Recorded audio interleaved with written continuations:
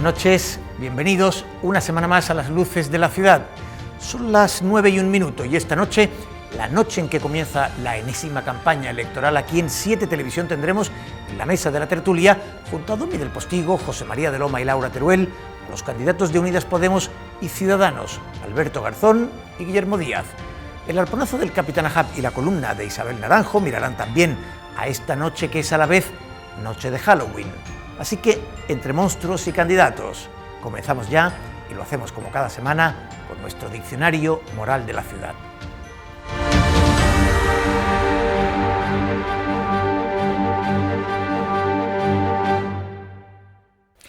La arbitrariedad, como resume la Real Academia, consiste en actuar por capricho y no guiándose por la ley o la razón.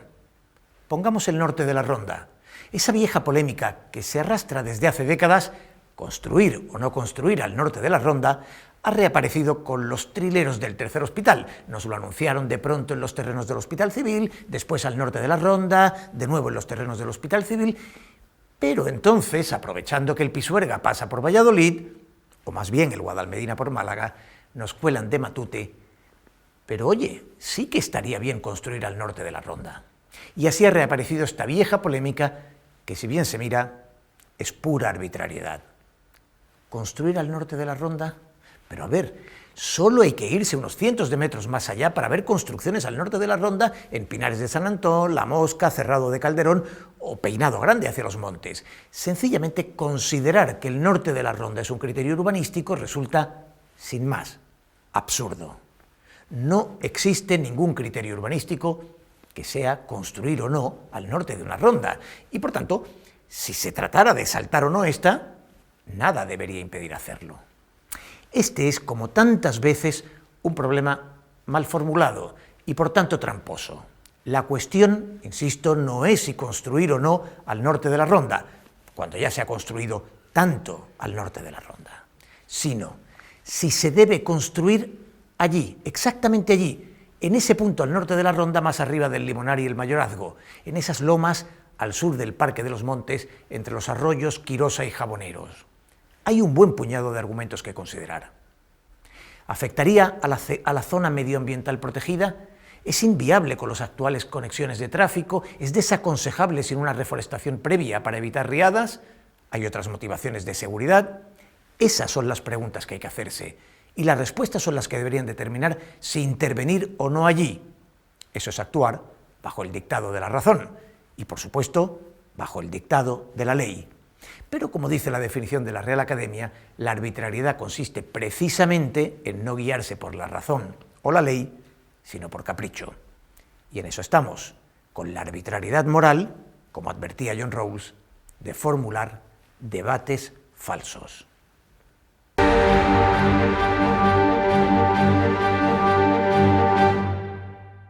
Bueno, pues tiempo de tertulia. Como ya comenzamos a hacer la semana pasada y haremos hasta la próxima, antes del 10N, en la tertulia incorporamos a los números 1, preferentemente los número 1 de las listas que concurren, al menos de los principales partidos, porque sería inabarcable todas las papeletas posibles que nos ofrece un colegio electoral. Y ahora lo hacemos con Alberto Garzón, candidato de Unidas Podemos por Málaga, número 1 por Málaga. Bienvenido, Alberto. Muchas gracias. Es un placer. Nos vemos muy poco tiempo después de la última vez que nos vimos para hablar contigo como número 1 de la lista de Unidas Podemos. ¿Y la sensación es desalentadora, estimulante? Bueno, nosotros estamos en una situación en la que no queríamos estar, eso es evidente. Nosotros no queríamos repetir las elecciones, queríamos haber llegado a un acuerdo de izquierdas, un acuerdo que nos permitiera cambiar las cosas que habían pasado en nuestro país los últimos años, y sin embargo pues no se consiguió por diferentes razones. Yo creo que la principal fue la estrategia electoral que había diseñado ya Pedro Sánchez, y ahora pues estamos en esta campaña en la que lo que notamos alrededor es mucha frustración, mucho hastío, muy justificado, pero que nosotros tratamos de hacer para recuperar la confianza de la gente. Te iba a preguntar si en estas elecciones una de las cosas que se dirime es en el electorado de izquierda si la culpa fue del Partido Socialista o fue de Unidas Podemos, pero ya me has respondido que crees que fue del Partido Socialista. Pero aún así no creo que la gente vaya a votar pensando en eso. Creo que eso ha sido una parte de un debate estimulante. Yo creo que, sin embargo, muy clarificador, porque Pedro Sánchez, al convocarse a las elecciones, dijo en una entrevista que no hubiera podido dormir si hubiera llegado a un acuerdo con nosotros que implicara nuestra presencia en el gobierno, reconociendo de facto, por lo tanto, cuál era su línea estratégica y dejando claro que estamos en elecciones porque básicamente en la Moncloa hay unos ingenieros sociales que trabajan con encuestas que les dijeron que este era el mejor camino, que así se reforzaría, que todo iba a ser maravilloso.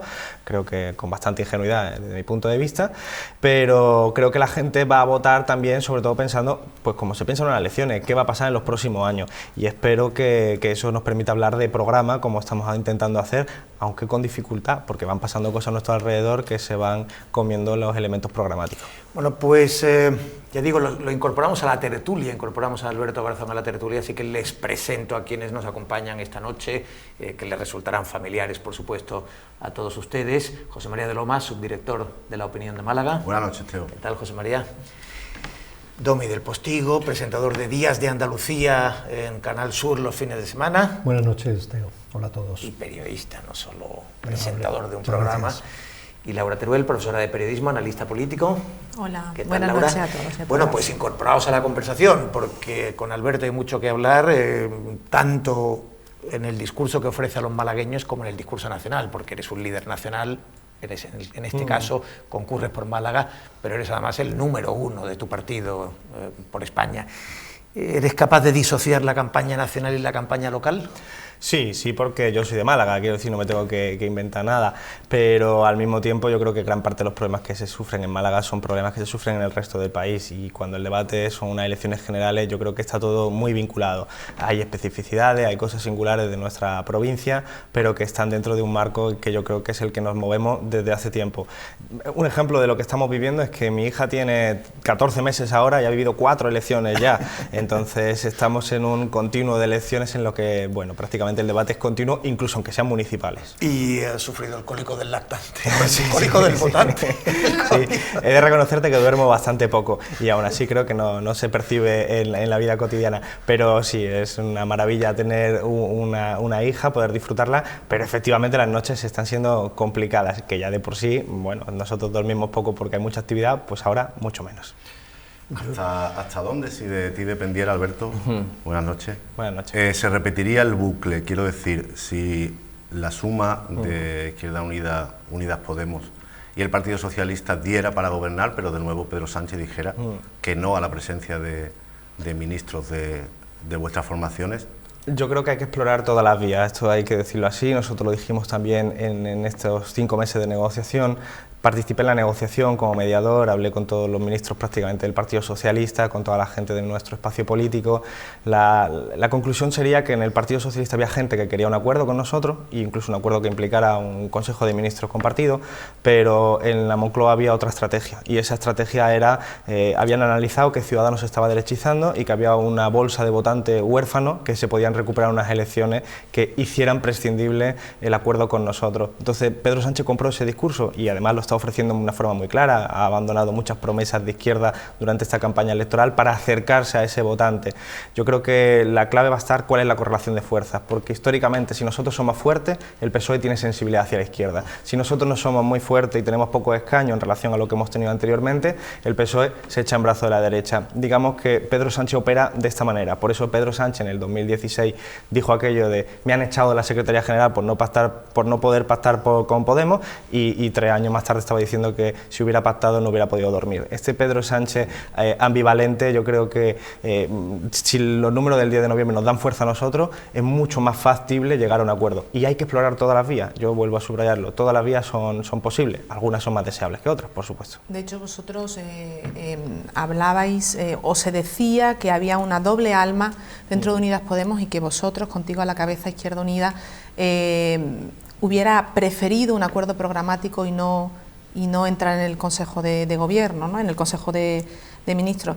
Anoche empezó la actividad más intensa de la campaña que hoy comienza, y te veíamos posar con Alberto Montero, que había encabezado previamente la lista Podemos por Málaga.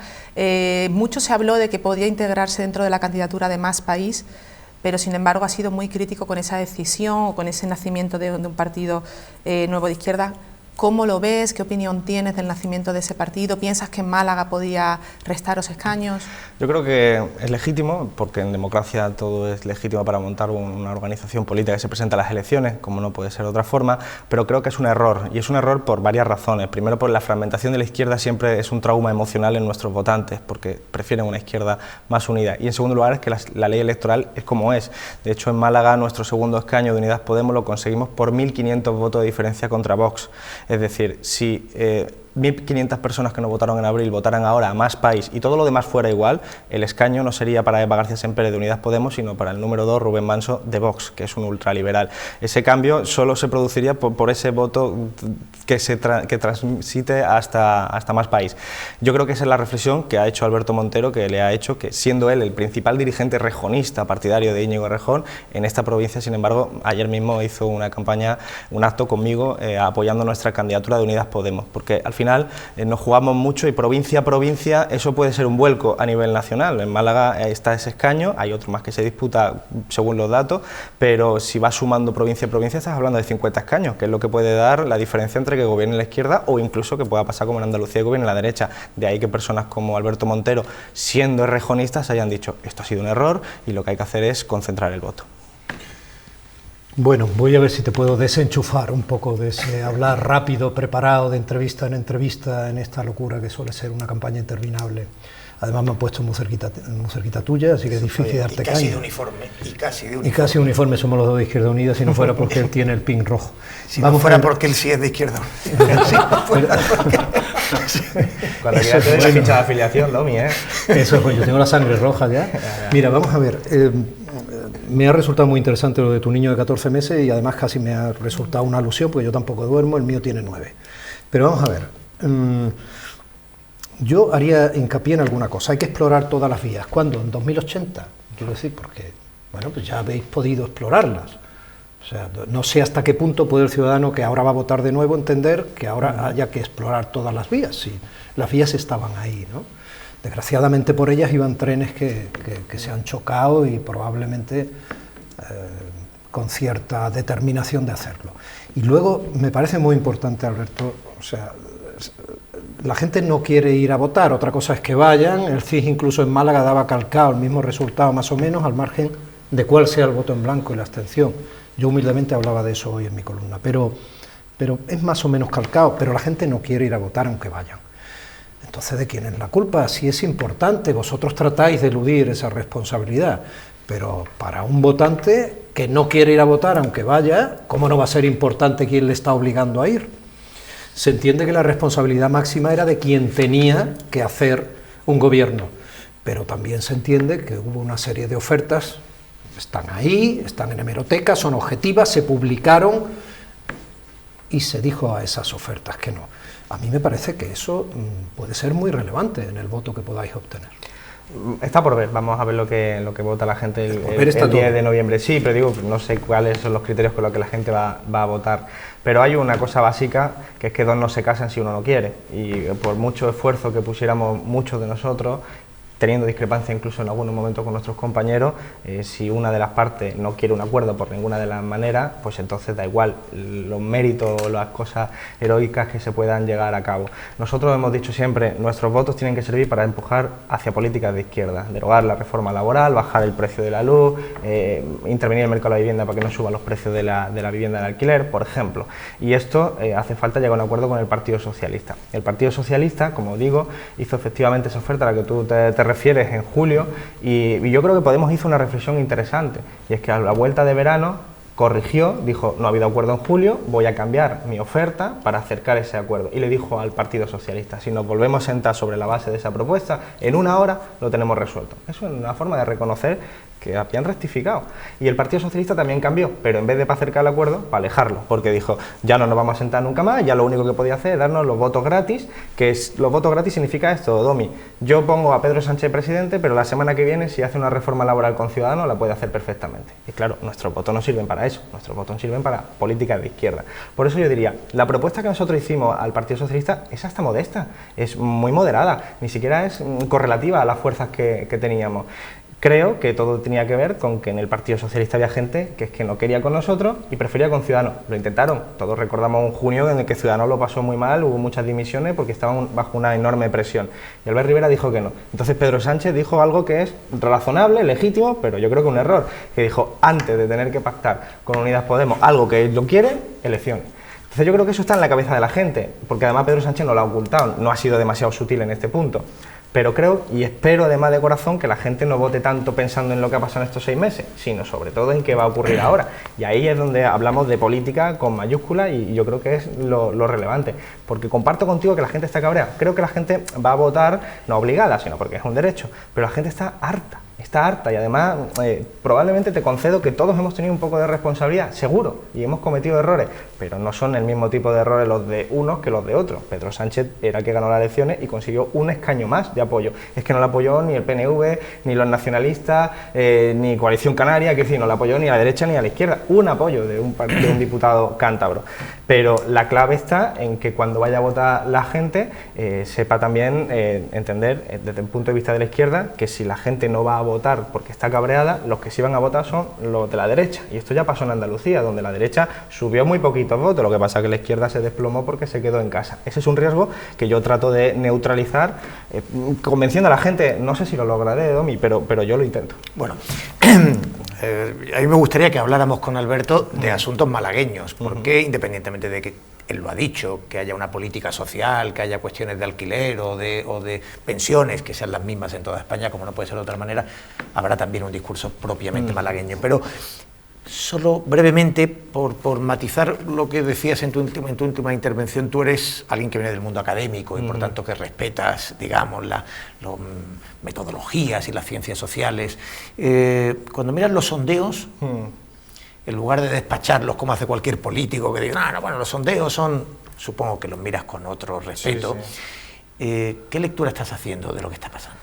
Son herramientas útiles y frente a lo que se dice incorporan mucha información muy útil para entender qué es lo que está pasando en la cabeza de los españoles y de las españolas. Creo que, sin embargo, es muy difícil hacer estimaciones porque, de hecho, el CIS, que es la que más se aleja de todos los demás, plantea unas horquillas enormes de posibilidades. Pero es verosímil no tanto la estimación que hace el CIS, sino que esté todo tan abierto. Como hemos dicho antes en el ejemplo de Málaga, hay un escaño por 1.500 votos de diferencia. Puede haber otro por otros 3.000 votos de diferencia. Estamos hablando de, en el torno de 5.000 personas en Málaga van a decidir 2 escaños. Si eso pasa en todas las provincias, estamos hablando de que ninguna encuesta es capaz de predecir eso. Además, últimamente, en los últimos años se ha demostrado que los españoles votan más cada vez decidiendo su voto en la última semana e incluso en el propio día de las elecciones. Tanto pueden ocurrir hitos, por ejemplo, un debate que va a ser el lunes en Televisión Española, que haga cambiar el voto a un 5% de los españoles. Con eso tienes un cambio total de eso. La clave de algunas de esas encuestas es que hay un 20% de indecisos. Estamos hablando de 2 millones de personas. 2 millones de personas que en este momento dicen que van a ir a votar, pero que no saben a quién hacerlo. Y eso probablemente es lo que vaya a echar hacia un lado o hacia otro. También te digo, no vamos a ser ingenuos. Hay quien hace las encuestas pensando que son performativas, pensando que, bueno, si le dan muy alto al Partido Socialista, habrá votantes del Partido Socialista que vayan con más entusiasmo el domingo, ¿no? Y eso también influye. Pero si uno rastrea los indicadores de fondo, se da cuenta que son instrumentos útiles, sobre todo para entender qué está pasando en la cabeza. Bueno, traemos ya lo vamos local, a Málaga, ¿no? seguimos. Sí, porque además mirar el reloj que allí nos anuncia que nos quedan 10 minutos de entrevista con Alberto. Como queráis. Estupendo. Bueno, no sé si has seguido el debate al detalle aquí en Málaga sobre el nuevo hospital, el tercer hospital. Parece que hay consenso en la necesidad de esta infraestructura, pero el Partido Popular promete llevarlo a los terrenos del civil, al mismo tiempo que lleva el metro hasta allí.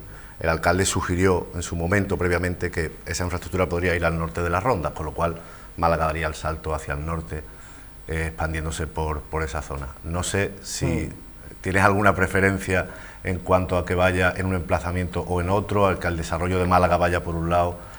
Nosotros lo hemos dicho, somos partidarios del tercer hospital, pero sobre todo somos partidarios de no compartimentar, es decir, tenemos que buscar la sinergia. Entonces la ubicación tiene que ser un debate que sea entre todos los actores, porque lo peor que podríamos hacer es que esto sea un elemento de disensión que nos esté durante los próximos años diciendo tú tienes la culpa. ¿Por qué? Porque hemos visto también acontecimientos como lo que ha ocurrido en Granada, hemos visto qué ha pasado con la sanidad, hemos visto la movilización que existe ahora mismo, el cabreo, el hastío.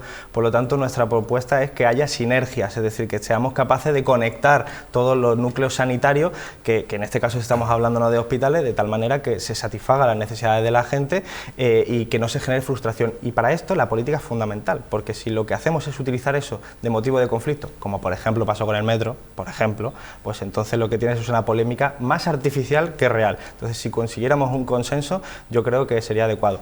Partiendo de que todo el mundo está de acuerdo con el tercer hospital, debería ser fácil. Vamos a ver si lo conseguimos. ¿Cuál es tu percepción sobre la sanidad pública en general en Andalucía y también que conoces el resto del país?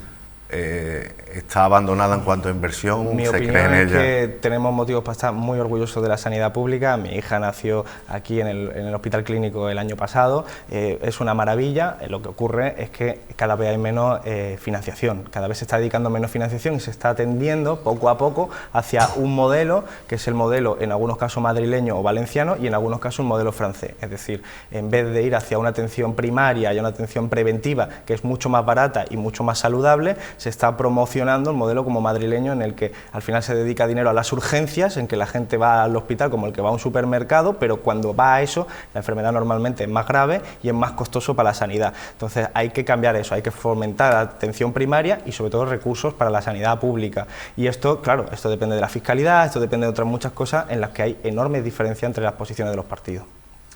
Yo lo siento, voy a salirme del tema municipal, no puedo evitarlo, porque te quería preguntar sobre el tercer hospital que te ha preguntado mi compañero, entonces voy a salirme, lo siento. Yo soy muy tuitera, me divierto mucho en Twitter a pesar de todo, me pongo el casco y se aguanta los chuzos de punta, pero recientemente un tuit tuyo, que me río mientras lo digo porque podían ser muchos, pero hubo uno que levantó mucha polémica sobre la exhumación y la nueva inhumación de Franco en la nueva ubicación fuera del Valle de los Caídos, en el que tú hablabas de homenaje, ¿no? Y luego respondieron muchos que decían, ¿quiénes se han enfadado más por el tratamiento de Franco, Vox o Alberto Garzón? Y ciertamente te lo quería preguntar en persona, porque ¿realmente opinas que fue un homenaje con esa sobriedad, esa soledad, ese comportamiento de la familia que denotaba que estaban cabreados porque no se le había dado esos honores que ellos pretendían? ¿Crees que es más importante eso a la reparación moral que supuso sacar a Franco del Valle de los Caídos? No, yo creo que estamos ante una victoria de los movimientos que lucharon por la memoria democrática y que siguen luchando, porque esto es un primer paso para muchas cosas que faltan todavía en nuestro país. Desde luego, esto ha sido una victoria, esto no se puede quitar de nuestra cabeza, ha sido una victoria. El problema es que, coincidiendo en la fecha que ha coincidido, es muy probable que el Partido Socialista haya querido instrumentalizarlo, utilizarlo como cierto revulsivo electoral. Es legítimo, pero creo que eso ha conllevado determinadas situaciones muy feas. Yo no me imagino a Hitler o a Mussolini saliendo en hombros, muertos, enterrados, saliendo en hombros por su familia y retransmitiéndolo en 24 horas en todos los canales de televisión en directo. Yo no me lo imagino. O sea, porque la fecha no fue decidida por el Partido Socialista, exactamente, fue muy postergada por la justicia. Correcto, ellos lo querían hacer años antes. Pero hasta cierto punto, porque como sabéis dio una fecha flexible en función de los acontecimientos de Cataluña, que iba a avisar 48 horas a la familia. Quiero decir que no somos nuevos, que no pasa nada, que reconocer eso es evidente. Lo que sí sucede es que en nuestro país hemos asistido a una especie de homenaje sin serlo, es decir, un funeral del Estado sin serlo, porque no era formalmente, pero que hemos visto todos en televisión con una solemnidad que yo creo que no le corresponde a un genocida ni a un dictador. Esto, si se hubiera hecho de otra forma, hubiera cumplido su misión histórica, que yo creo que, como decía al principio, ha sido muy positiva, sin necesidad de tanto alarde a una persona y a una familia que no se lo merece, que ha tenido un protagonismo absolutamente desproporcionado con lo que se merece una figura como la del dictador. Entonces, ¿cómo lo hubierais hecho? En mi opinión... sintéticamente, de lo que se hizo, ¿qué hubieras quitado y qué hubieras añadido? Nosotros le entregamos al Partido Socialista hace 1 año y medio o 2, creo recordar, una ley de memoria histórica integral que corregía lo que había de déficit en la del 2007 que presentó el Partido Socialista, y eso significa no centrarnos en la figura de Franco, sino hacer muchas otras cosas, hablar de los Valles de los Caídos. Perdóname que te interrumpa, digo por el tiempo. No te preocupes. Específicamente, de lo que sucedió en el Valle de los Caídos el otro día, ¿qué hubierais quitado y qué hubierais puesto en la ceremonia, en el operativo, por así decirlo? Pues probablemente hacer una cosa sobria, que es sacarlo y meterlo en otro lugar sin necesidad de que hubiera una retransmisión en directo. ¿Con una excavadora? Y sí, quiero decir, no es un problema logístico, el problema, eso fue impecable, la parte técnica fue impecable. Lo que ocurre es que si tú dejas que la familia lo pueda sacar en hombros, por cierto, con ciertos honores, porque había una cruz laureada, había una bandera de España, había, en fin, cierta solemnidad, entonces entonces estás convirtiendo lo que era un acto sobrio y necesario en una especie de homenaje. Entonces, si tú te hubieras evitado eso y lo que hubieras tenido es al gobierno haciendo acto de fe, de notaría, ¿no? Recogiendo claramente cómo lo sacas y cómo lo metes en otro lugar. Tú hubieras dicho a la familia, ustedes no lo pueden sacar el hombro, no pueden tapar la caja con lo que quieran. Por supuesto, y pero no pueden... Pero normal, dejémoslo, que hagan lo que quieran en sus espacios privados. Incluso, aunque, como hemos visto, han incumplido la ley de memoria histórica y no ha pasado nada. Parece que cumplir determinadas leyes lo permitan. Se subestimó al jefe de prensa de la familia Franco. Claro, porque aunque parezca anecdótico, es decir, estuvieron muy bien asesorados en imagen, iban de punta en blanco, iban uniformados, lo hicieron, y Domi nos puede ilustrar mucho sobre lo televisivo. Lo bueno era el plano cenital, en el que se ve toda la explanada cuando se van solos, en contraposición al entierro. Claro, esa solemnidad, porque no se dejó pasar a la gente, porque desgraciadamente en nuestro país hay mucho franquismo para llenar esa plaza y muchas más. Y 7 más. Pero el aroma homenaje que tuvo ese rato cuando portaban el féretro fue una victoria comunicativa de la familia. Exacto. Y después quedó un poco disipado cuando ya vimos toda la explanada y esa soledad en la que abandonan y se va por fin el dictador ya. Y esto no nos puede hacer olvidar que fue una victoria, que fue una victoria absolutamente necesaria y que ojalá haya más cosas. Domi, nos quedan 2 minutos y medio y son tuyos. Sabrás aprovecharlos. Lo voy a decir con absoluta discreción, qué poca vergüenza. Vamos a ver. Los trucos de mis compañeros son maravillosos. Aquí todos hablamos de asuntos locales. Tú te has ido por la sanidad general. Tú has dicho que iba a hablar también del tercer hospital, pero has endiñado con Franco. He dicho que ya lo había y Teo, que como magnífico conductor, ya que tiene ya los mejores vicios del conductor, nos ha aseverado que vayamos por lo local. No se puede, obviamente. No puede evitar la tentación de dejar 2 o 3. Y eso está muy bien, porque en realidad en nuestra democracia yo creo que el votante y el ciudadano sigue sin tener claro que la circunscripción provincial que legitima el diputado en Cortes en realidad es una defensa clara, como la puede ver a lo mejor en un asunto municipal y yo no sé cómo en un asunto autonómico. Está muy bien. Entonces estamos demostrando un poco la verdad de los hechos, ¿no? Yo iba por ti por Cataluña, entonces imagínate lo que en este caso, pero me ha sorprendido una cosa. Has dicho que ha sido una victoria. Yo creo que tal como ha sucedido lo de la momia de Franco, ha beneficiado a todo el mundo. La derecha se quita ya al San Benito de que le estén diciendo cada 2 por 3 que lo saque. Si es que existe la derecha como concepto, que yo también avanzaría un poco en eso, igual que la izquierda. Y a la izquierda, insisto, si es que existe de verdad como concepto general, bueno, pues le viene magníficamente en una campaña electoral. Aquí no somos nuevos ninguno, porque, bueno, pues el dictador ya no tiene su mausoleo. Pero has dicho una victoria. Sin duda, para quienes creemos en la democracia, nos parece una buena noticia, una magnífica noticia, y bien está. ¿Una victoria? ¿Una victoria, Alberto? Claro. ¿Seguimos en guerra? No, porque no tiene que ser una victoria militar. Cuando el Madrid gana al Barça no es una victoria militar. Es una victoria porque consigues tus objetivos, y los objetivos son de reparación y memoria. Esto lo ha hecho Francia, lo ha hecho Alemania, lo ha hecho Italia hace 80 años. Y yo creo que es muy positivo pasar página, y para pasar página hay que recordar la memoria para que no vuelva a suceder. Por eso, en esos países que acabo de mencionar, tú puedes pasar por las calles y ver homenaje a los que lucharon por la democracia. En nuestro país es mucho más difícil ver eso. Creo que sacar a Franco de ahí, que no se merece estar ahí, junto con las víctimas del propio franquismo, yo creo que es una victoria de la democracia, fíjate. No de la izquierda, de la democracia. Pues Alberto, yo creo que te vas contento porque hemos hablado de temas nacionales más que de temas locales. Pero cuando queráis, yo vengo a hablar de lo nacional, de lo local también. Porque yo creo que tú sientes que tu territorio es la política nacional y bueno, además está volcado allí. Quizás te podíamos haber preguntado por las aceras del tal calle y te hubiéramos incluso puesto en un compromiso. Depende pero, si la conocía. O por si va a ser candidato alguna vez a la alcaldía, cosas de esas. Sí, por los patinetes. El futuro, los patinetes, el cercanía. Es fundamental. Que hubiera sido también una pregunta, todo hay que decirlo. Claro. Pero estamos a una semana del 10 de noviembre y por tanto manda lo que manda. Defiende el auditorio y eso sí. Sí, ya sabes que fue una idea nuestra. Muy cercanías.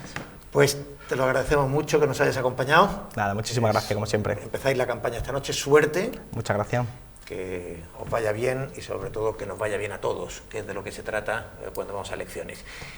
Breve interrupción para publicidad y nos visita a continuación Guillermo Díaz, el número 1 de la lista de Ciudadanos, así que no se marchen, que la noche promete.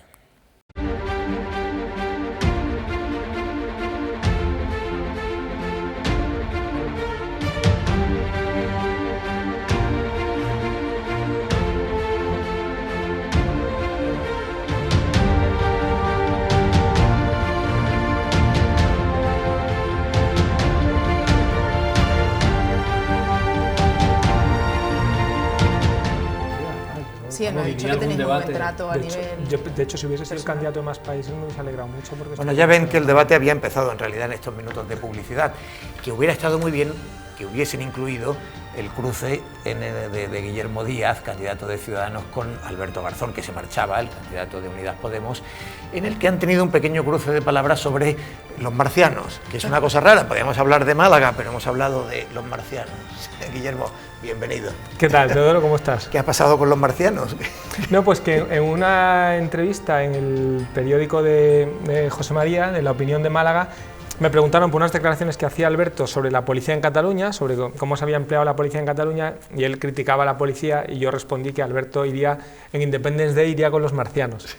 Y entonces él... O sea, con los malos. Claro, me ha dicho entonces con... Bueno, los marcianos, quiero decir, es otra especie, ¿no? Sí. Nosotros somos los humanos. Puede ser neutro también. De todas formas, él no lo recordaba bien porque pensaba que era Mars Attack, la película, que tiene otra connotación más de comedia, ¿no? Sí. Pero bueno. No, yo me refería a los que vuelan monumentos. Bueno, de todos modos... Roland Emmerich. De todos modos, hay que decir que siempre está muy bien que ver el lado humano de la política, que se han reído recordando la anécdota bueno, no sé si Alberto se ha reído un poquito, se han reído y se han saludado muy afectuosamente, y eso está muy bien.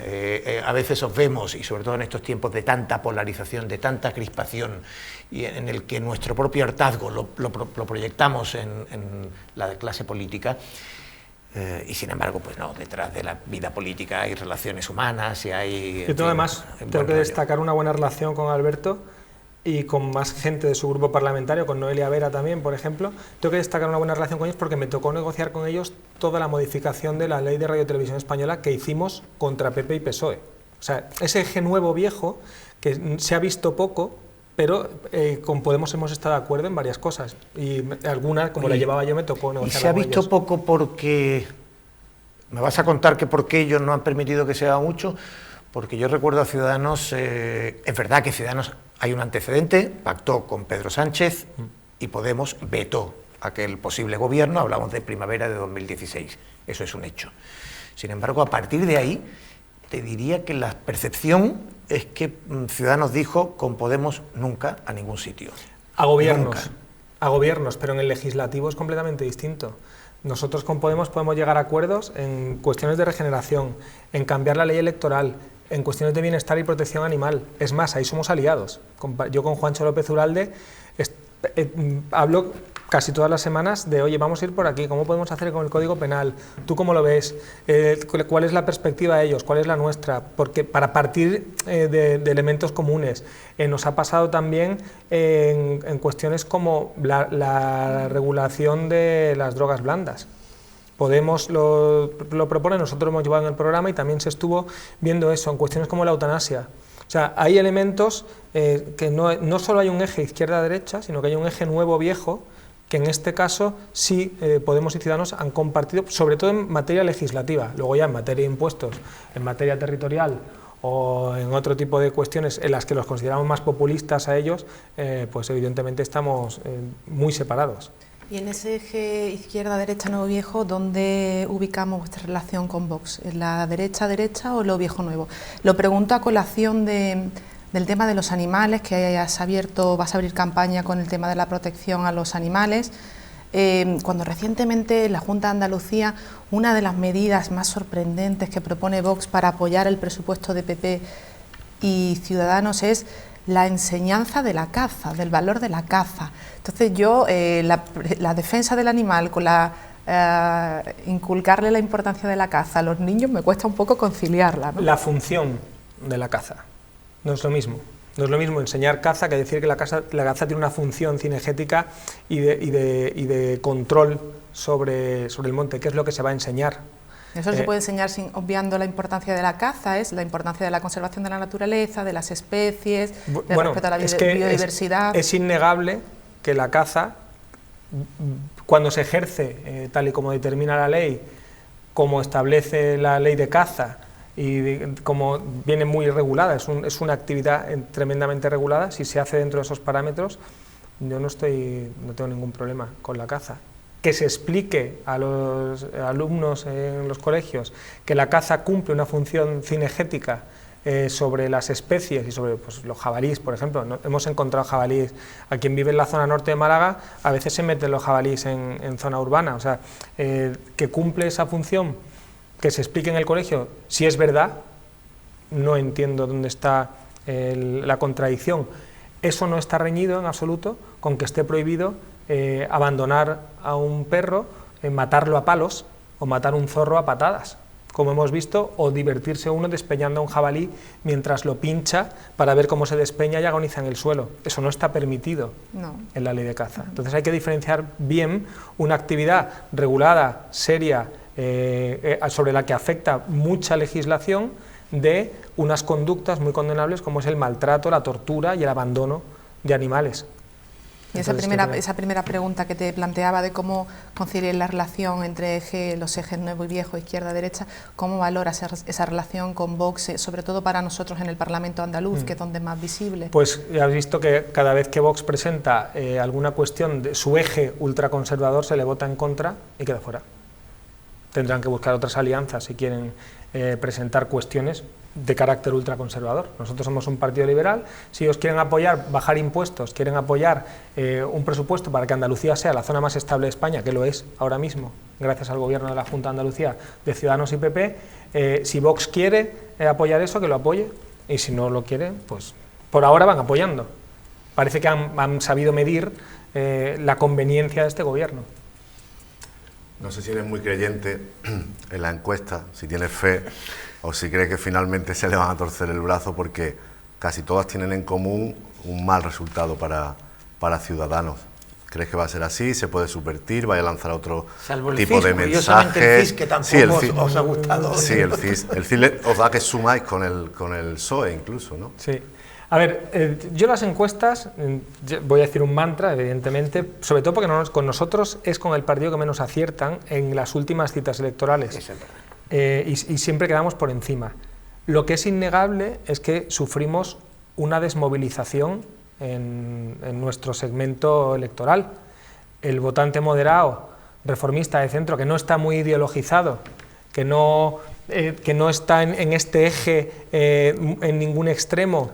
Porque habéis dado algún bandazo, Es ¿no? pragmático. Ahora hablamos de eso. Entonces, si quieres, O sea, digo, lo admites. Voy a terminar. No, he dicho que ahora hablamos de eso. Continúa. Tú lo dices, yo te respondo ahora.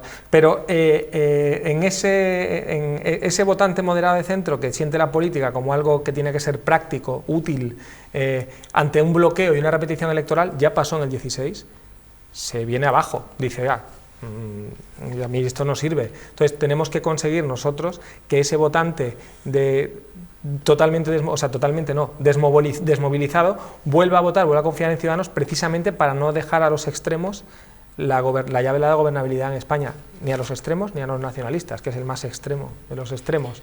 Bueno, como veo que seguimos hablando de temas locales, igual que estábamos haciendo con Alberto Garzón. Bueno, es que ocurre algo, Domi, y te corto solo brevemente. Es que Guillermo Díaz, Alberto es líder de una formación, líder nacional, es muy difícil. Y Guillermo Díaz, que tiene un perfil seguramente más cercano, ¿no? Y además tú lo has conocido muy bien en el Festival de Cine y en entornos culturales en Málaga.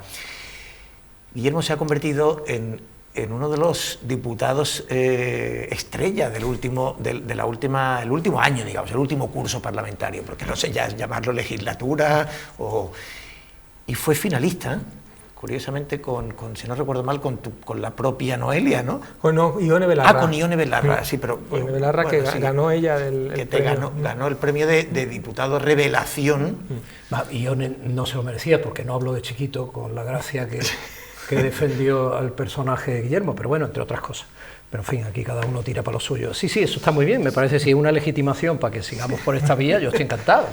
Simplemente para que se entienda que Guillermo también tiene temario nacional. Sí, insisto en las artes asumidas.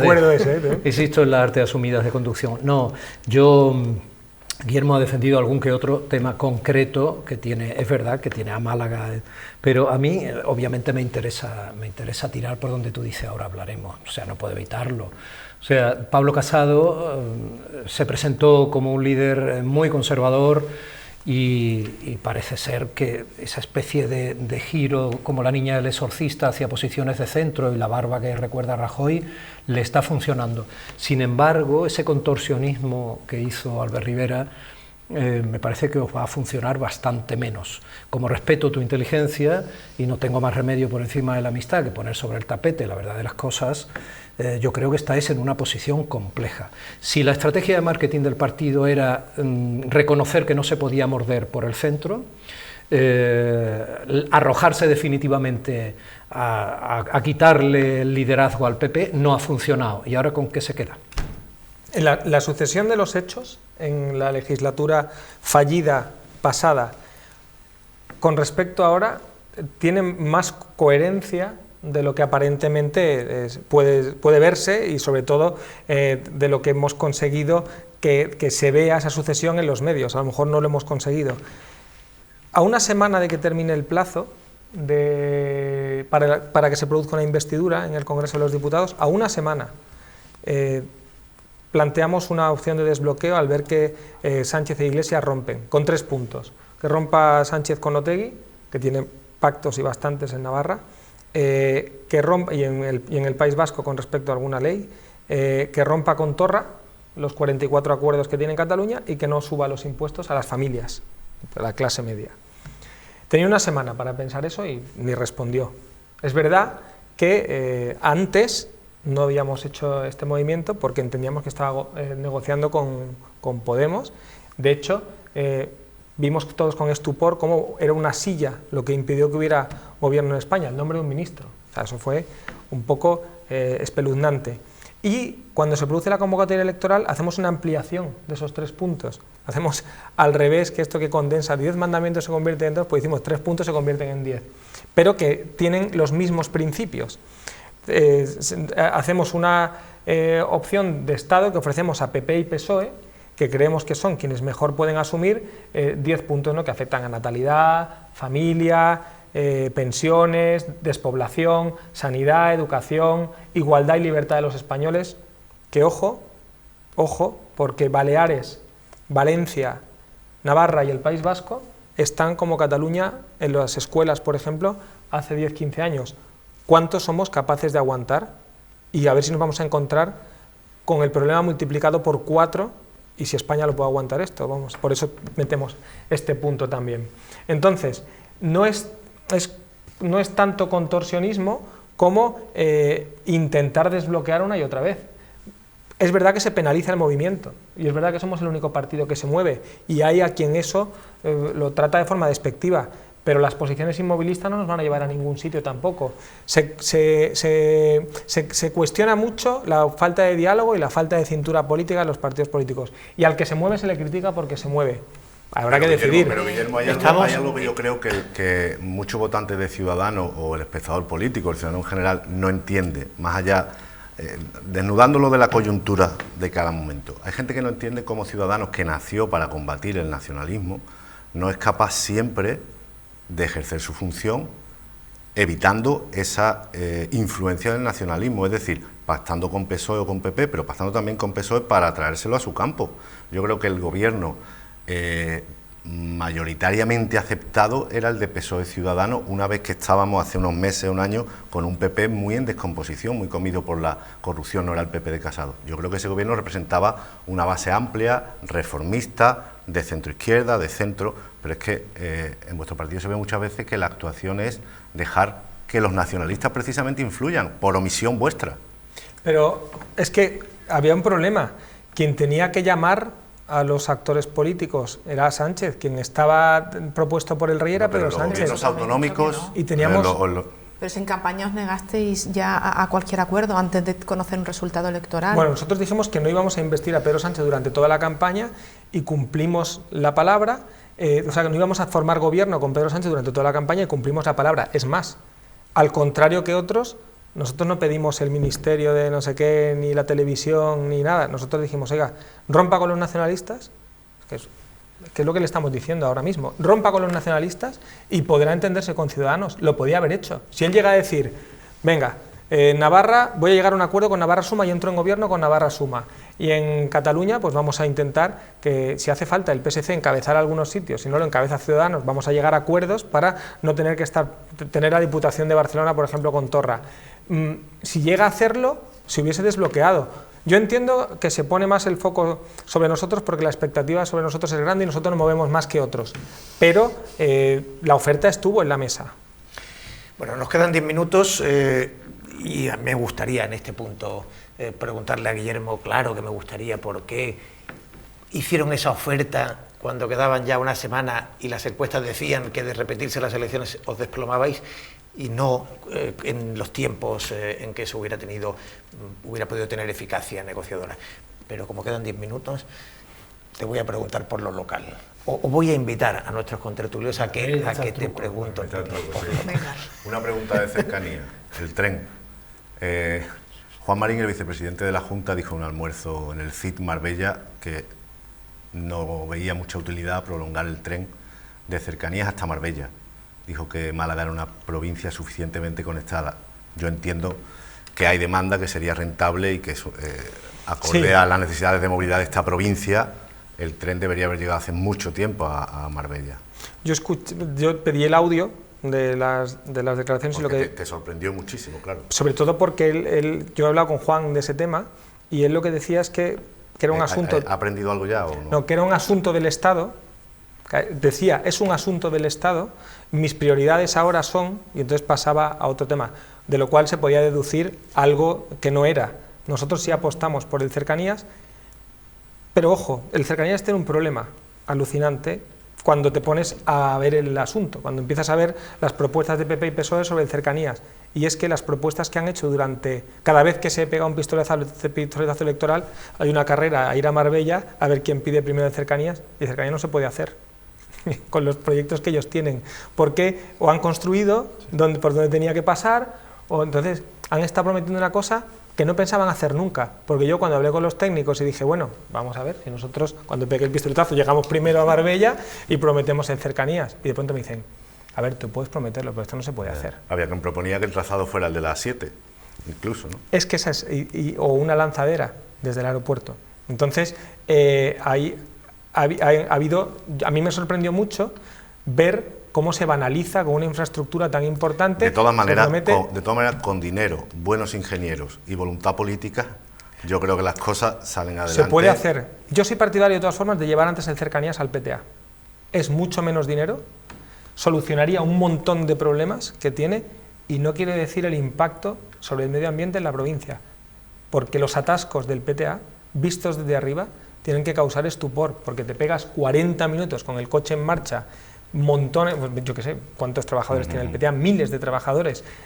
Si tú llevas el cercanías al PTA, da sentido primero a la C2, que va vacía, la línea C2 va absolutamente vacía, y además es un trazado de 1,62 kilómetros. No es mucho dinero. Los terrenos no hay que hacer, no es muy gravoso tampoco a nivel de expropiaciones ni nada, con lo cual el orden que propone Ciudadanos para la provincia en este asunto es cercanías al PTA y vamos a ver, porque ya hay que empezar de nuevo otra vez, porque todo lo que se hizo sobre la C1, el tren litoral famoso, llevarlo a Marbella, sobre la C1 no sirve para nada, aquí hay que empezar de cero y ver qué se hace, cómo se lleva el cercanías a Marbella. Pero yo sería, en primer lugar, daría prioridad al cercanías al PTA. No, por curiosidad, te doy un papelito. A ver, ¿qué harías en el Astoria? ¿Por qué siempre se utiliza el cercanías y efectivamente a medida que pasa el tiempo se va imposibilitando los suelos por los que iría el primer proyecto ni siquiera proyectado? ¿Por qué siempre se utiliza el Guadalmedina? ¿Por qué, a propósito del auditorio, ya se lleva algún tiempo también utilizando? ¿Por qué esos temas eternos que parece que, desde mi punto de vista, con una gran irresponsabilidad se ponen con facilidad en las campañas y luego nunca se lleva nada e incluso el paso del tiempo los va imposibilitando cada vez más? Respecto al hotel en el Morro, ¿hace falta de verdad un hotel en el Morro? ¿No se va un día en Morro con un hotel tan gordo, tan grande? Y lo de construir el norte de las Rondas, que Teo hablaba de eso al inicio del programa, si es que existe el norte de las Rondas, donde evidentemente ya hay parte de Málaga construida o no y tal, unos cuantos temillas locales. Y los patinetes. sobre eso ya es más casi filosofía. Pero sabes que allí tienes tu reloj y organízate tu tiempo. A ver, con los temas que me ha dicho Domi te ha Domi. metido ahí para, vamos, que Sí, sea pero es verdad, telegrafista, ¿eh? tiempo, seguí haciéndole la campaña, hombre. Pero tiene razón en una cosa, Domi, y es que ¿En una? en una cosa que engloba todas. Es verdad que empieza una campaña y se prometen temas en piloto automático. Es más, Partido Popular y Partido Socialista se lanzan a prometer exactamente lo mismo. Exactamente lo mismo. Tú coges, y yo alucino, nosotros ahí tenemos un proyecto propio, ¿por qué? Quizá por ser nuevo y coger tú la provincia, reunirte con gente, informar. A mí me costó bastante. O sea, cuando tú no has estado en política antes, enterarte de todas las necesidades de la provincia y tal, y yo detecté una necesidad muy superior a todas estas que tú me has dicho, que es el agua. No se me ocurre nada más importante que el agua en la provincia, y nos quedamos sin agua, ¿eh? Cada vez se distancian más las lluvias, la capacidad de almacenar el agua es muy pequeña. Con mayor turismo, cada vez más consumo de manera de... Y aquí no se pondrían las pilas hasta que no se abra el grifo y no salga agua en un hotel. Entonces, bueno, es que me había apuntado la depuradora de Enerja, por ejemplo, como un ejemplo de desastre absoluto en esta cuestión. Pero nuestra apuesta principal ahora mismo, y yo conseguí que fuera, no conseguí yo, el Grupo Parlamentario de Ciudadanos conseguimos que fuera en presupuestos por primera vez en 20 años, era el recrecimiento del embalse de la Concepción. ¿Eso qué conlleva? Eso conlleva abastecer de agua a toda la Costa del Sol. Y no solo eso, con las canalizaciones que ya ha empezado a hacer la Junta de Andalucía, se podría gestionar el agua en toda la provincia de Málaga. Yo sé que no es un gran fuego artificial y que a la gente no le parece muy atractivo ampliar un embalse, no es algo bonito que tú veas, pero no se me ocurre una infraestructura más importante en la provincia. Estamos de acuerdo que es un gran tema. Casi con un titular, Domi te ha planteado Guadalmedina, Astoria, Hotel del Puerto. Ponle un titular, una idea, el auditorio, una clave a cada uno de esos proyectos. Bueno, en el Hotel del Puerto, yo no soy conservador en cuanto a los litorales. Han ido surgiendo, se han ido haciendo los litorales.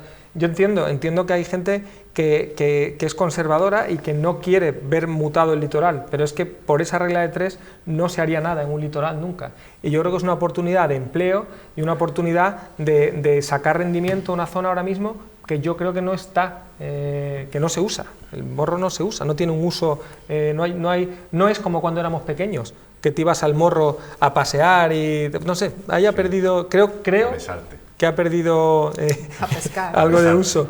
Luego, con el Astoria, a mí lo que me gustaría, y ahí coincido con Noelia Losada, es que apareciesen restos arqueológicos de entidad, que no es ninguna tontería, porque esa zona está llena y... está ahora excavando, claro, en parte con eso. Si aparecen restos arqueológicos de entidad, que queden expuestos esos restos arqueológicos y que quede sin sí. Y recuperar la vieja idea del parque arqueológico que se sepultó con Alcazabilla, claro, y volver a sacar de nuevo un jardín arqueológico, digamos. Es que ahí tenemos Málaga, yo creo que hemos pecado, esto ha cambiado ya, pero hemos pecado de... Estamos haciendo el programa electoral, me estoy dando cuenta. De no creernos el patrimonio que tenemos. A Málaga, ahora empezamos a creérnoslo, pero ha habido una época en que por esta ciudad tan cosmopolita, tan abierta, que nadie pregunta a nadie de dónde es, y por la propia idiosincrasia de Málaga, hemos hecho poca bandera de Málaga, y en este aspecto pues, hay un montón de posibilidades. Venga, auditorio. El auditorio. Llevas un 1 en el Astoria, un 0 en el hotel. No, el auditorio sí, hace falta un auditorio en Málaga, habrá que hacer un auditorio. Lo que no hay que hacer es la pirámide de Keops. Aquí hay a veces...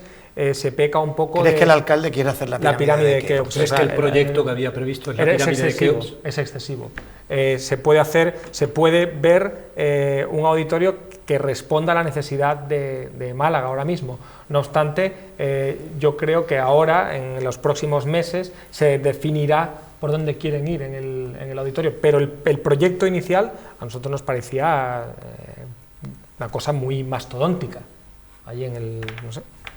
Bueno, queda un minuto. Laura, creo que te veo ahí con... Una pregunta muy breve, porque mencionabas a Noelia Losada, hablabas del ayuntamiento. ¿Cómo valoras el cambio, la renovación dentro del equipo municipal de Ciudadanos en la capital, que ha pasado de una personalidad llamativa o un liderazgo personificado en la figura de Juan Casá a la integración de Ciudadanos Málaga dentro del equipo de gobierno en todos los sentidos? Tanto es así que se han diluido las fronteras y casi la gente no identifica qué concejal pertenece a cada partido, ¿no?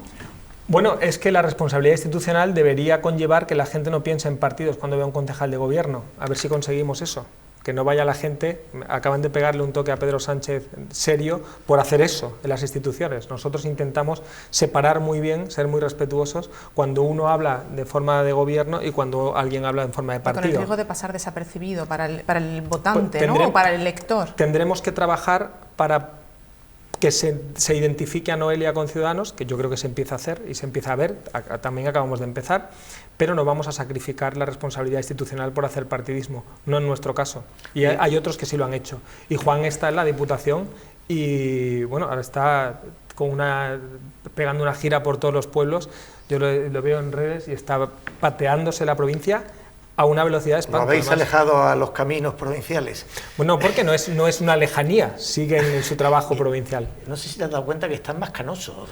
Mucho más canoso de un tiempo a esta parte. Y no quiero mirarme por dentro. Y tiene que ver con las campañas o con la paternidad. No, me saqué Alberto Garzón decía que no descansa y decía, pero más por la criatura que... Sí, aparte Alberto y yo hemos sido padres casi a la vez. De hecho hice un reportaje en la SER a nivel nacional de los diputados que habíamos sido padres en la legislatura y estaba Alberto no, en mi caso es la política, creo, es muy bonita, pero es verdad que desgasta más que otras actividades y yo creo que la edad también, es muy difícil saber si me iban a salir las canas o no ejerciendo mi actividad anterior, a mí me es difícil. Lo que sí sé es que la actividad política sí consume, pero es lo más divertido, lo más bonito que he hecho yo, También tengo que decirlo, con lo cual, si con eso están las canas, existe el Just for Men, o lo que sea, si me molestan y puedo seguir. Fíjense en él que le verán el pelo más oscuro próximamente, ya se sabe la marca, el producto. Eso es un clásico, Just for Men, Bueno, los demás vamos ya peinando canas y no conocemos Just for Men. ¿No? Guillermo, muchas gracias. Como le decíamos a Alberto antes, suerte, os queda una semana dura, empezáis esta noche. Así que... Sí, pues vamos a juntarnos, el hombre lobo, la bruja y los políticos. Ánimo. Y que sea para bien, exactamente, como dice Laura Manuel, que haya trato. Lo dejamos aquí con Guillermo Díaz. Antes de la publicidad, el programa continúa después, continúa nuestra barra libre y continúa la tertulia, pero les dejamos como paso a la publicidad, como rito de paso, la columna que vuelve esta semana de Isa Naranjo, portavoz de Nada.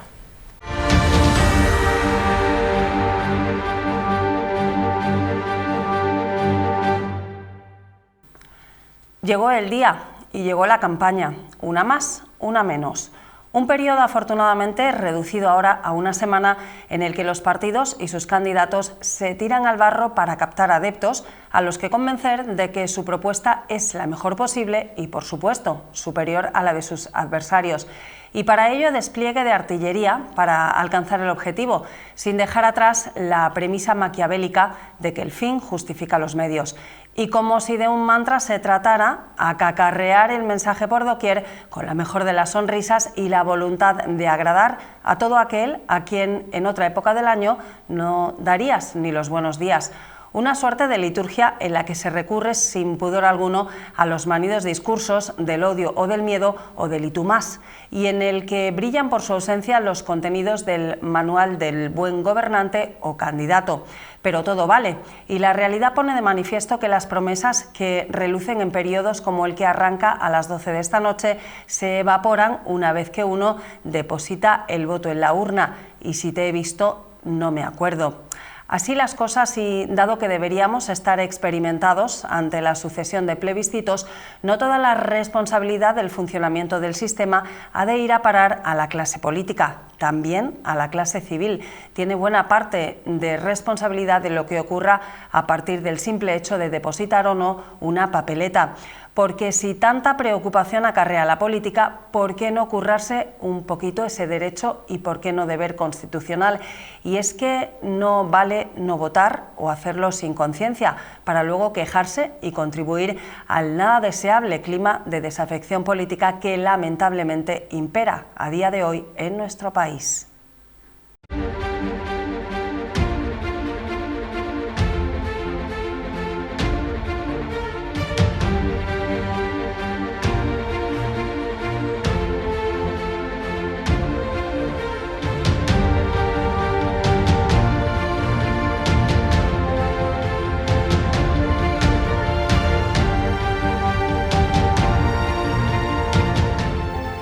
vamos con el último tramo de la tertulia.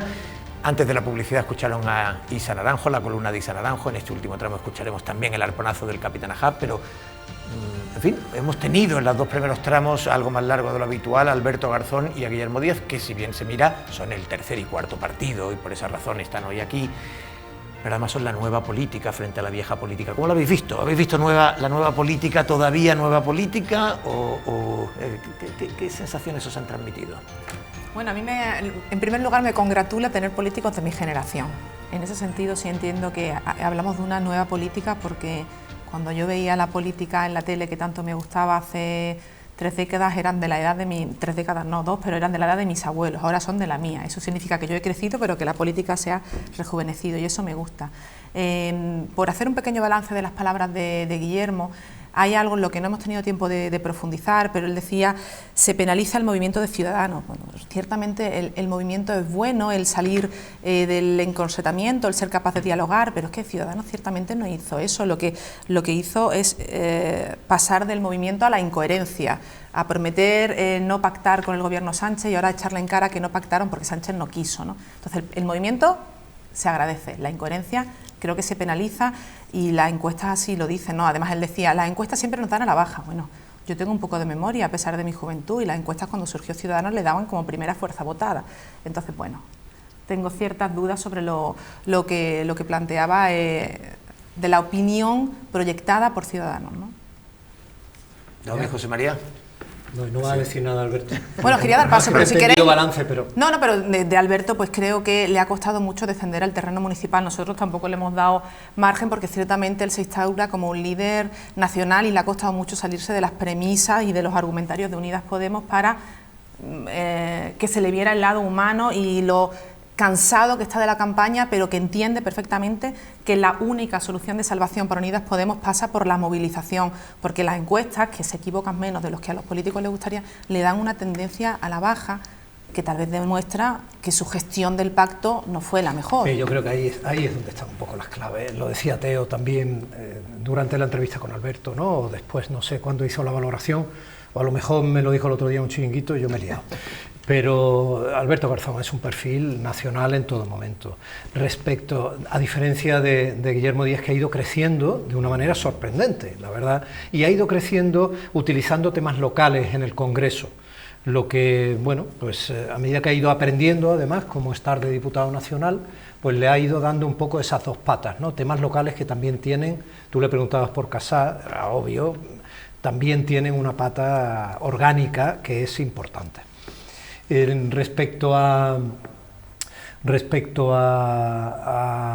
un poco como eso que hablabais de la nueva o de la vieja política que también sale, yo no sé hasta qué punto Pablo Montesinos, por ejemplo, el portavoz por Málaga, el número 1 por Málaga del PP, está también en su generación, su discurso a veces estaba muy alejado de su padrino político, que era Casado, me sorprende, o sea, yo creo que se están rompiendo ciertas reglas. Bueno, yo creo que Guillermo, cuando habla de nueva y vieja política, se refería a Ciudadanos y Podemos como partidos nuevos y a PP y PSOE PSOE como viejos, pero que hay una intencionalidad. Nacho López y Pablo son generacionalmente... Eso iba a decir, ahora iba a hablar de Ignacio López, sí. No, es que están generacionalmente un poco en la misma... Que ellos sean más o menos viejos ya es su culpa, ¿no? Es su responsabilidad, y que no aparenten a lo mejor su edad, digo, desde el punto de vista de renovar lo que en política probablemente esté ya más anticuado, esté ya más manido. Alberto Garzón ha sido muy hábil de todas maneras en su ya larga trayectoria política, pese a ser joven, porque viene del comunismo, no creo que haya dejado de serlo, es el coordinador de Izquierda Unida, pero al mismo tiempo se ha transmutado como uno de los dirigentes de esa confluencia de la nueva política, viniendo de una organización ya bastante veterana. A él lo veo más engarzado o engarzonado en la política nacional, tiene mucha más vocación nacional, pero se lo preguntaba al final, y se lo hubiera preguntado también a Guillermo, a lo mejor en su hoja de ruta vital y política de ambos podría estar o llegarle la oportunidad de ser candidato a la alcaldía de Málaga. En Ciudadanos ya se ha ido Casar, no lo va a ser, está en Diputación, Noelia no sabemos la trayectoria política que tendrá, qué dará de sí, cómo se mimetizará con el Partido Popular, con quien gobierna. Y bueno, Pues ahí está Guillermo proyectándose políticamente como casi diputado revelación. Y en el otro lado, Izquierda Unida, que a mitad de mandato van a cambiar, Zorrilla va a ceder la portavocía a alguien de Podemos, lo cual se está viviendo como una catástrofe en el seno de Izquierda Unida, porque no confían nada en la formación de la gente que va a coger el timón. Ese trono, esa candidatura queda también un poco desmañada. Permitidme una cosa, digo porque nos quedan muy pocos minutos. Sí, desde que hemos empezado el programa. Desde que hemos empezado. ¿Por qué no? Porque a vosotros os apetece que los programas duren 6 horas, pero el espectador agradece que no sea así. Nos falta por escuchar el arponazo del Capitán Ahab, y antes de que acabe la tertulia me gustaría que lo escucharais conmigo.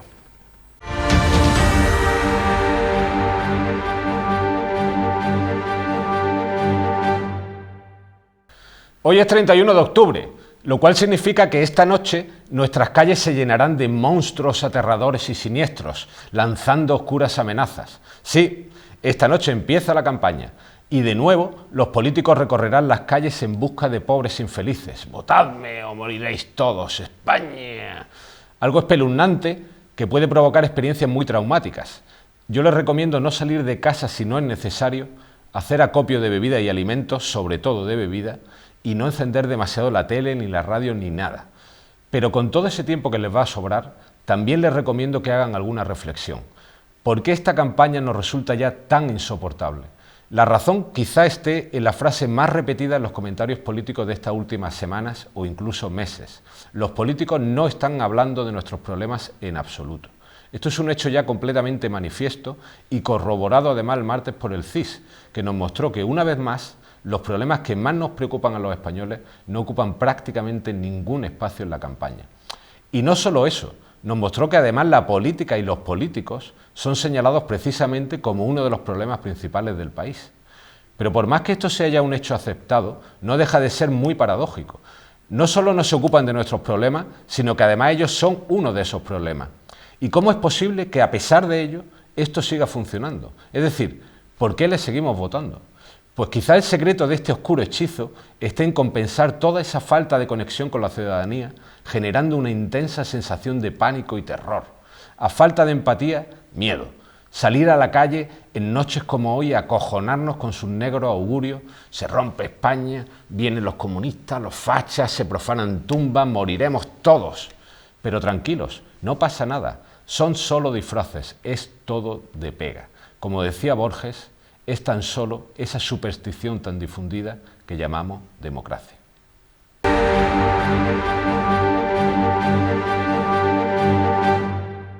Que es que bueno el Capitán Ahab, las cosas como son. Sí, a ver, el bucle, decía antes Isabel Naranjo, lo del voto obligatorio, ¿no? Cerraba al final, después de hablar de las campañas, lo que nos estamos acostumbrando en las campañas, y hablaba ahora el Capi del voto del miedo, ¿no? y de Halloween. Pues bueno, no sé yo si fuera obligatorio encima y tenemos que enfrentarnos encima de manera obligatoria al miedo, ¿no? Ahí, bueno, es simpático. Bueno, pero noche de Halloween y noche de comienzo de campaña, las ironías las carga el diablo, ¿no? Totalmente. Bueno, aquí estamos. Como decía Domi, esto sería un poco votad, votad malditos, como la canción. Bueno, pues ya está, es una obligación que nos toca cada 4 años, 1, 2, va variando.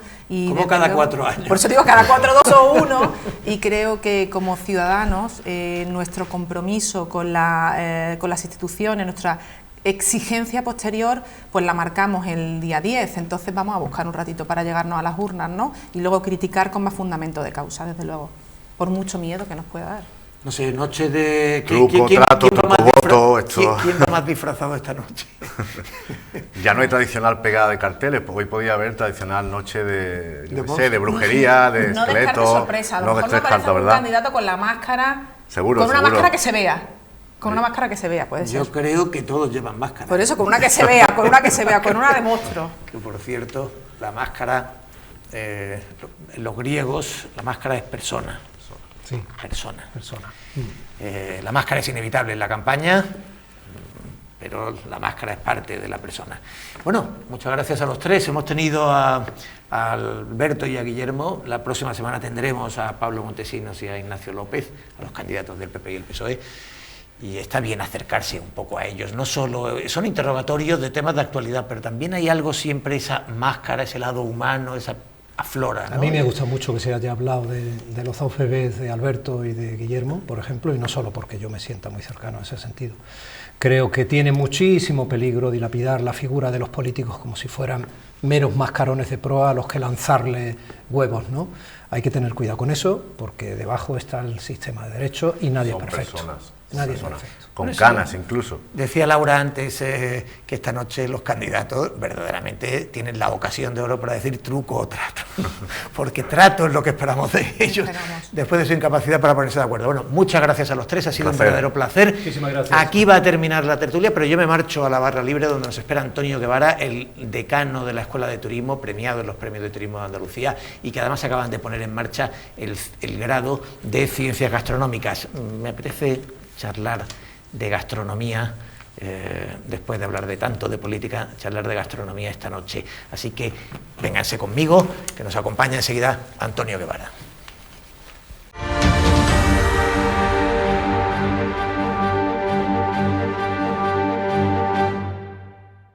Don Antonio, buenas noches. ¿Qué tal? Buenas noches. Bienvenido a nuestra barra libre. Muchas gracias. Que por razones obvias es un lugar estupendo para hablar y a compartir un Málaga con nosotros. Te lo agradezco mucho. Muy bien, muchísimas gracias. Enhorabuena por tu premio, porque hace unos días recogiste uno de los premios Andalucía de Turismo, en concreto en el campo de la formación e investigación. Tienes una trayectoria de investigador grande, pero es un premio que habrás celebrado, ¿no? Porque la verdad que para mí fue una sorpresa, te lo digo sinceramente, pero y sobre todo un orgullo, ¿no? Y lo he celebrado bastante bien con mis compañeros de la facultad, que son todos maravillosos y maravillosas, y con mi familia, la verdad que muy bien, muy orgulloso. Bueno, es normal, estaba Carlos Herrera, estaba la denominación de origen Jabugo, una compañía aérea Jet2, en fin, había un elenco de premiados importantes, así que estar en ese elenco para Antonio Guevara, que si a alguno no le resulta del todo familiar la cara, es decano de la Escuela de Turismo en la Universidad de Málaga y un investigador muy acreditado, pues tiene motivos para celebrar ese premio. Bueno, me gustaría preguntarte, Antonio, yo quería charlar contigo sobre la incorporación de vuestro título de Ciencias Gastronómicas, que también queréis ya ir hacia un máster, y es un asunto que en una barra además es muy pertinente, ¿no? Pero antes me gustaría preguntarte por otro asunto. Ayer leíamos en El País, si no recuerdo mal, un informe de la Fundación BBVA y del IBIE, del Instituto Valenciano de Investigaciones Económicas, en el que hablaba de que medicina es la carrera con mejor salida profesional y los titulados de turismo son quienes lo tienen más difícil. Tú que eres decano de una escuela de turismo... Sí, efectivamente, esa era la noticia. Lo que pasa que yo creo que no refleja la noticia lo que realmente significa lo que querían decir, ¿no?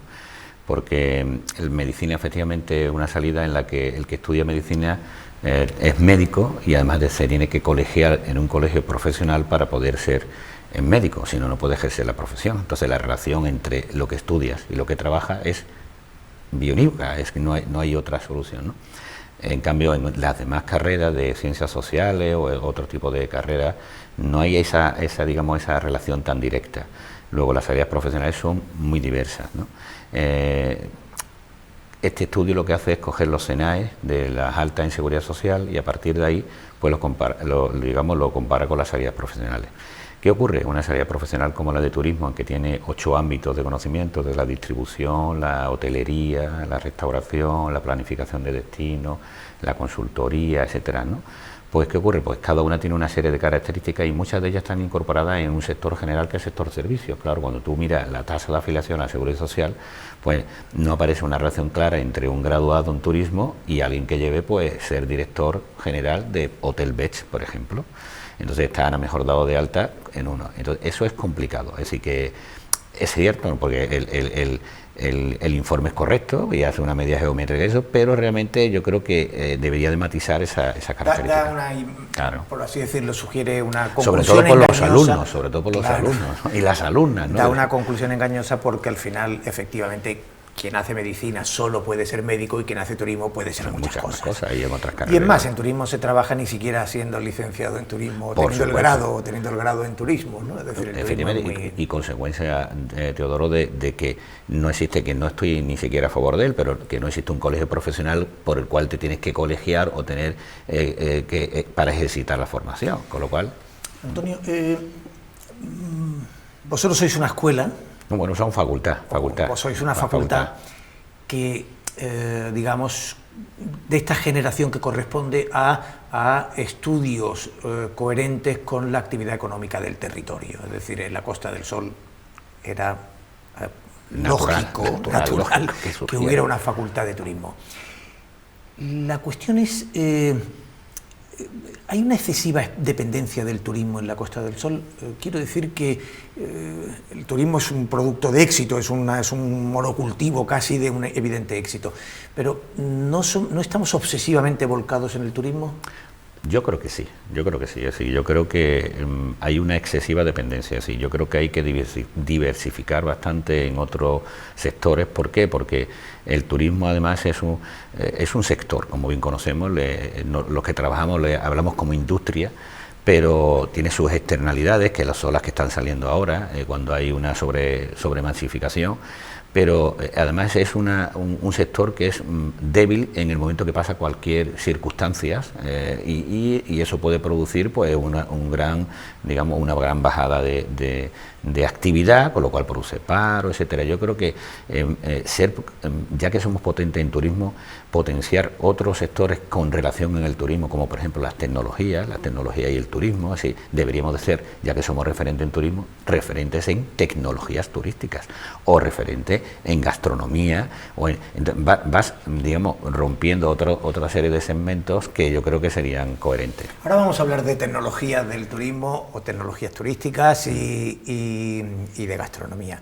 Antes me gustaría, por completar el asunto del que hablábamos, tenemos la sensación algunos de que los lugares que son excesivamente dependientes del turismo no son grandes economías precisamente. Es decir, Málaga no ocupa, para entendernos, no ocupa una posición destacada por PIB ni siquiera por empleo, pero bueno, los indicadores económicos son indicadores limitados. Si uno piensa en destinos turísticos de gran éxito, pues no sé, digamos de Cuba a las islas griegas o destinos antillanos y caribeños, son lugares que no son especialmente ricos. ¿Quién se lleva la riqueza del turismo? ¿Dónde va esa riqueza? Claro, el tema del turismo es complicado, es un sistema, digamos, es un elemento sistémico en el cual el destino se realiza, entre comillas, en lo público, en la parte pública en la que estamos todos, y la comercialización se hace con la privada.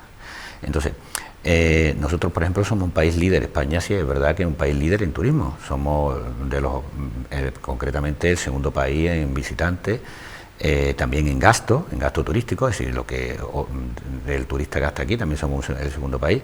No, en cambio, en ingresos, no en gasto, que lo he dicho al revés.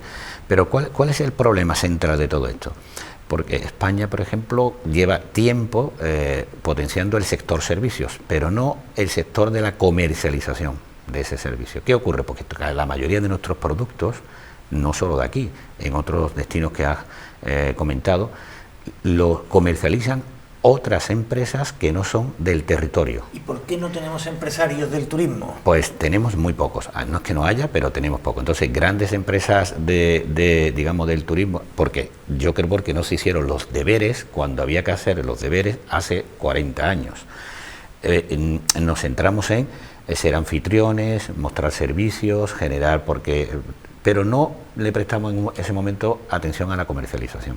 Ahora sí se están poniendo, digamos, los elementos para que se vayan produciendo, y hay empresas de distribución turística, empresas, digamos, grandes cadenas hoteleras que son líderes mundiales y ya están en otros países instalando y sus sedes están en España. Es decir, el tema es que la distribución turística... Pero no es la Costa del Sol precisamente. Bueno, eso, porque no es la Costa del Sol, porque realmente en la Costa del Sol eso se ha ubicado sobre todo en Baleares, en Madrid y en Barcelona.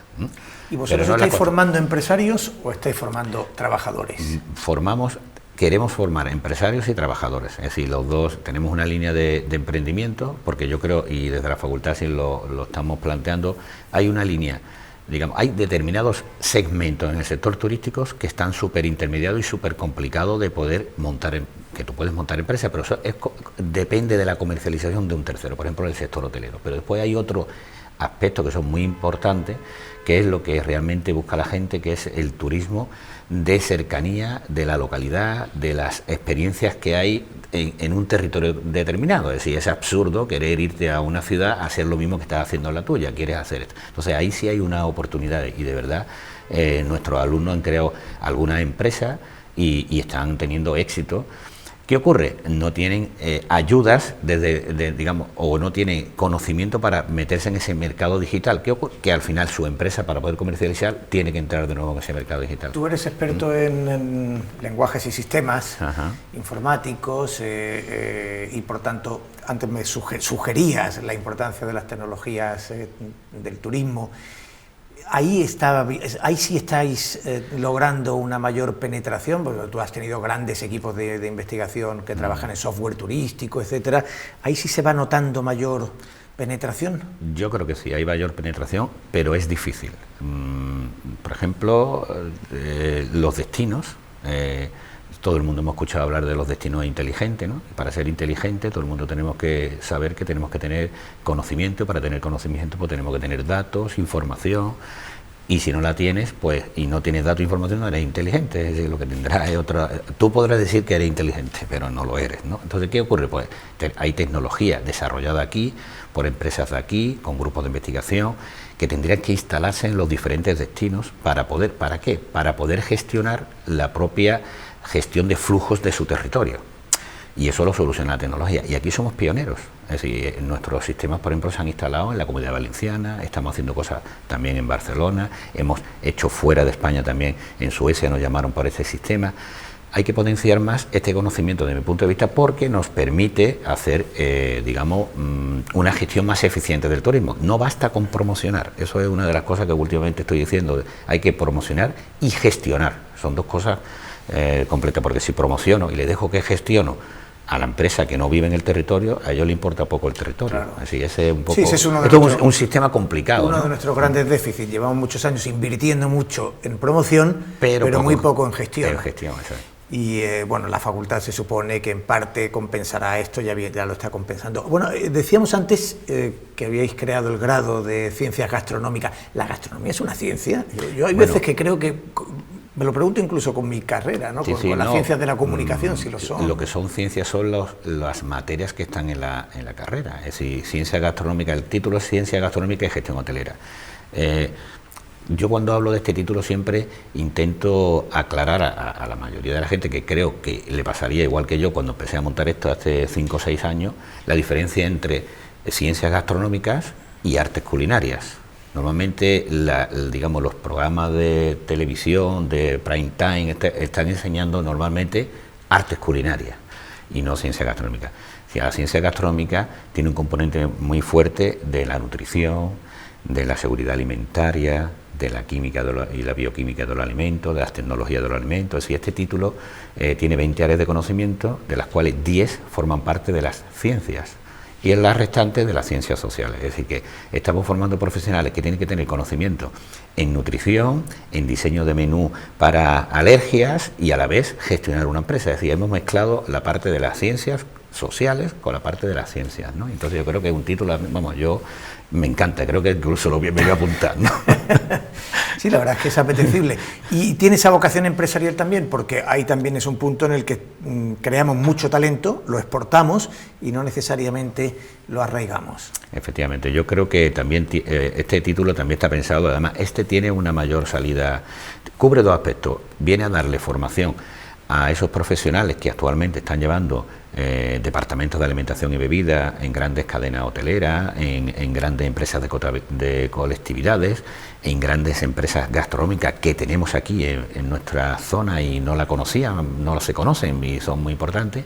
Y por otro lado también puede crear empresas consultoras gastronómicas. Es decir, vamos a llegar vamos a intentar poner en una división que otras comunidades nos llevan de adelante 15 o 20 años, como por ejemplo el País Vasco, ¿no? que pensó en esto bastante tiempo.